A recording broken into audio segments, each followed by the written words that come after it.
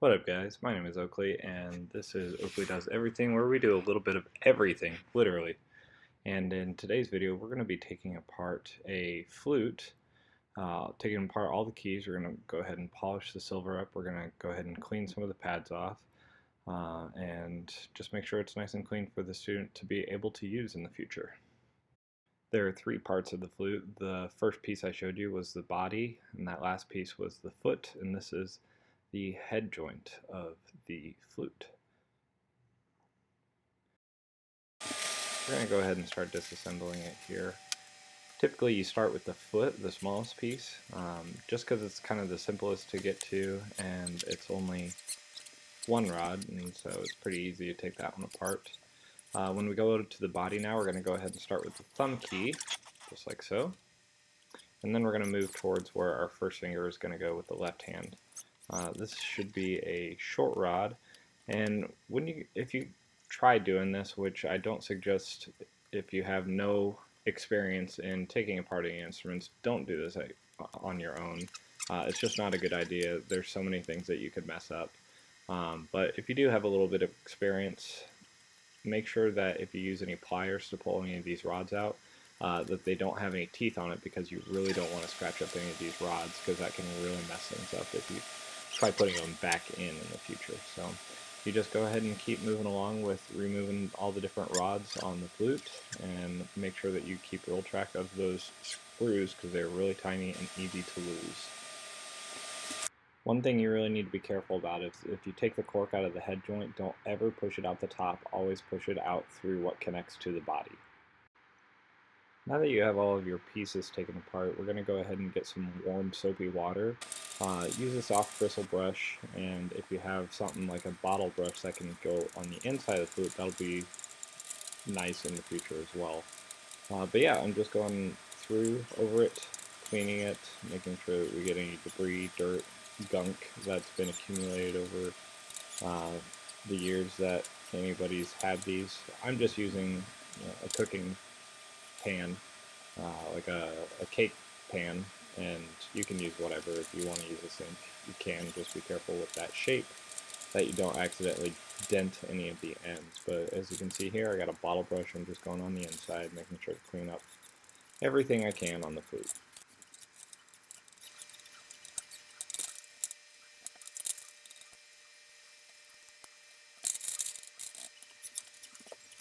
After you get done washing the head, the body, and foot, we're going to go ahead and just clean off a little bit of the keys themselves. You can see in my right hand I'm using a bamboo skewer, and what that does is it has a really fine point on the end. You could use something like a toothpick too, but flutes have small grooves in the keys, and sometimes you can get a buildup of crud and other gunk in there.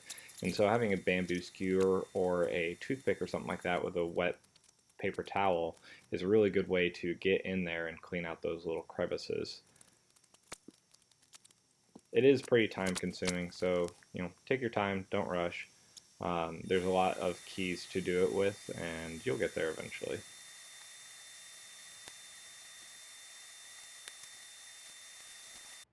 After we have all of our pieces cleaned up, we're going to go ahead and take a silver polish cloth, assuming your flute is sterling silver, which most step-up flutes are, and this one is. So I'm taking the polishing cloth and I'm going over it. Now, you can see I have my vise on the table here. I'm not using it to actually clamp anything down, because that would be very bad, so don't do that. I'm just using it as a resting point for some of these round shapes to set it in. But yeah, so we're just going to take our silver cloth and go through all of our pieces, get rid of any tarnish. Now, tarnish is not inherently bad for flutes. It's just Mother Nature's way of protecting silver. You can take a 50-year-old silver platter that looks black and polish it up, and it looks exactly the same. There's nothing wrong with tarnish, but if you really like a nice shiny flute, that's what you're going to use. Here I got some rubbing alcohol, and basically what I'm going to do with this is I'm just going to pour it into a little dish, and I'm going to be applying some of that rubbing alcohol onto a Q-tip, and I'm going to go around to all the pads on the flute, and I'm just going to very lightly clean them up. You know, they accumulate stickiness, more crud, just whatever. Sometimes keys can click and get little sticky noises, kind of like that. And this is kind of the easy way to do it. Most people will traditionally take a dollar bill, stick it in between the pad and the flute itself, and pull it out to try and clean some of it up. But rubbing alcohol on a Q-tip is the best way to clean that up. So after you do that, it's basically time for reassembly. Just kind of remember how you took it apart and make sure you put it back together in the proper order. Uh, there are things that need to go on first as opposed to other things, like the A-flat key, and then you're going to move on to your trill keys, and then you can start putting on your G key and then the rest of it. So it is stacked, so there are things that need to come off or go on first and put on later. And when putting the cork back into the headpiece, always make sure to push it up through the bottom, not through the top.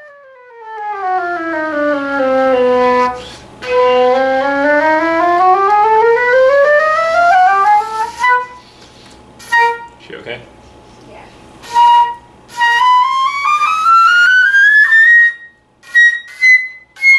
Alright, I'm good. And of course, when you get done reassembling, make sure you play test it, and make sure to play test it as if you were a kid, not as a professional adult, because you want to make sure everything seals up real nice. And so here you can see what the head joint looked like before, and then we got a nice polish on it afterwards. And again, here's the body before and after. Cleaned up a lot of the tarnish. I think we did a nice job polishing it back up. We replaced a couple corks and got the keys unsticky. So I just want to take a second real fast. Thank you guys for watching. I really appreciate it. And if you're new to the channel, I would love it if you guys would subscribe. And thanks a lot.